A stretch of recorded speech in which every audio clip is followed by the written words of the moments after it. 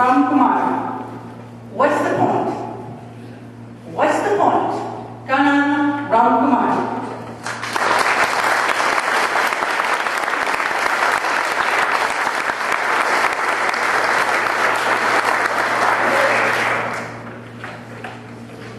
In 2008, a bunch of kids graduated from a college with lucrative job offers.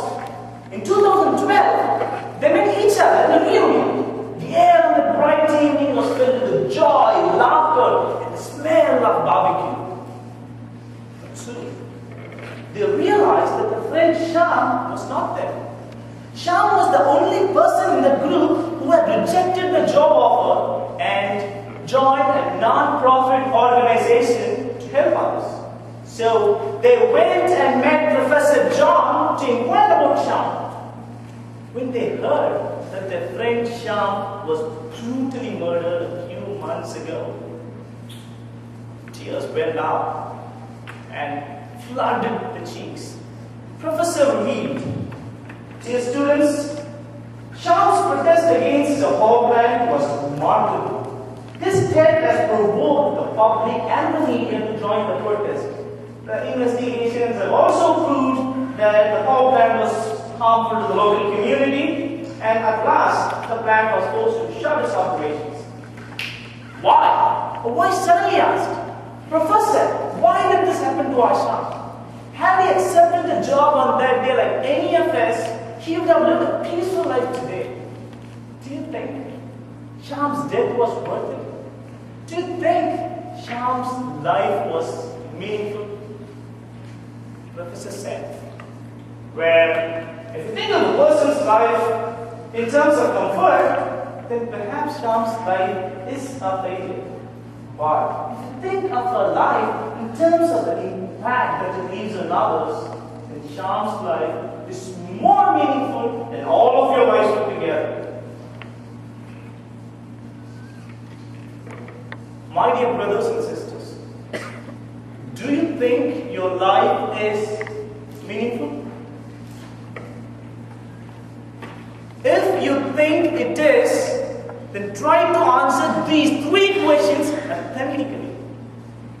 Number one, who is the driver?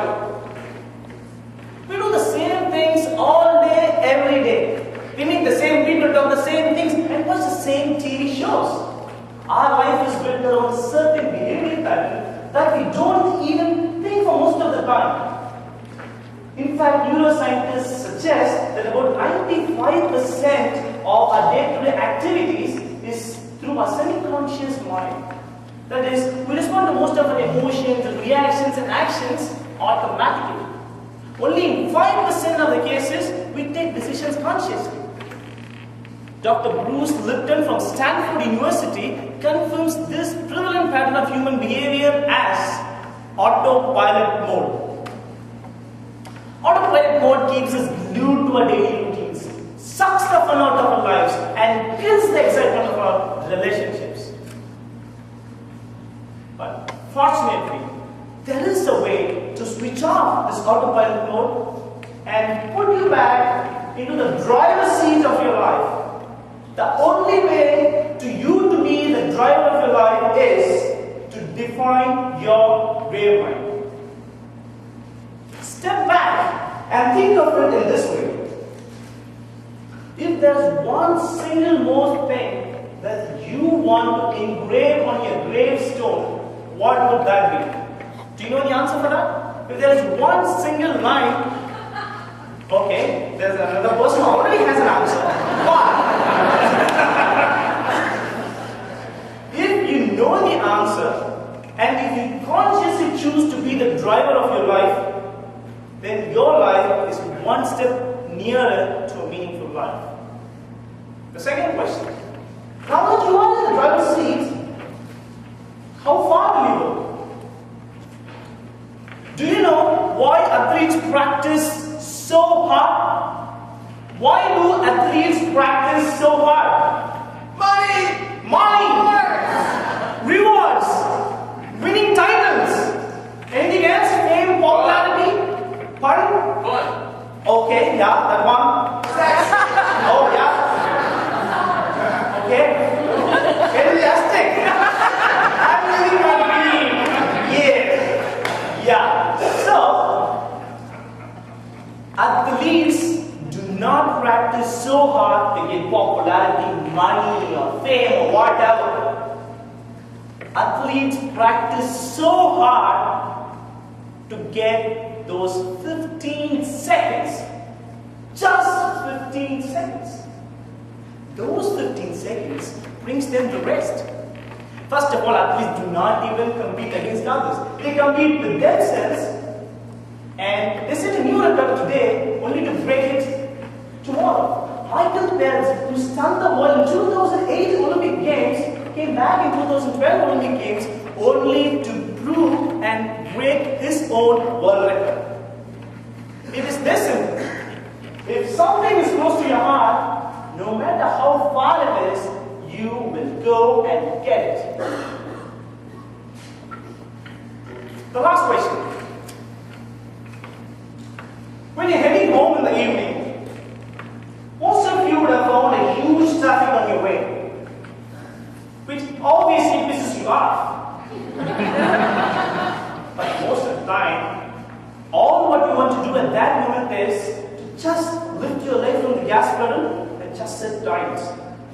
Just because of that traffic, you're not going to change your direction and hit a different direction and reach a different place. There are going to be times in our life during which there are a lot of obstacles lying on your way, causing the traffic. But to come out of those circumstances, you have to just sit tight. It's just a matter of time. The boiling point of water is 100 degrees centigrade. You are passionate. You are sincere to your passion and you work hard, you move on. You move from 70 to 80 to 90 to 95, 96, 97, 98, 99, and sometimes even 99.5. At 99.5, you are exhausted. You decide to give up. Fall. Free fall. Just a free fall. Excruciating, isn't it? So near and so far. All the efforts that you have put in has gone in vain. You just have to sit tight. Water is not going to boil at 70 degrees centigrade or 99.5 degrees centigrade. Water will boil only at 100 degrees centigrade. So you better sit tight until you hit your 100. Finally, my dear brothers and sisters, it is so easy to exist than to live. What are you looking for? Life is more than winning the contest. Your life doesn't even have a judging criteria. If you are the driver of your life, if you consciously decide to go how far you want, and if you know to sit tight during the tough times of your life is worth living. Otherwise, what is the point in living if there is nothing to die for? What is the point in living if there is nothing to die for? Contest check.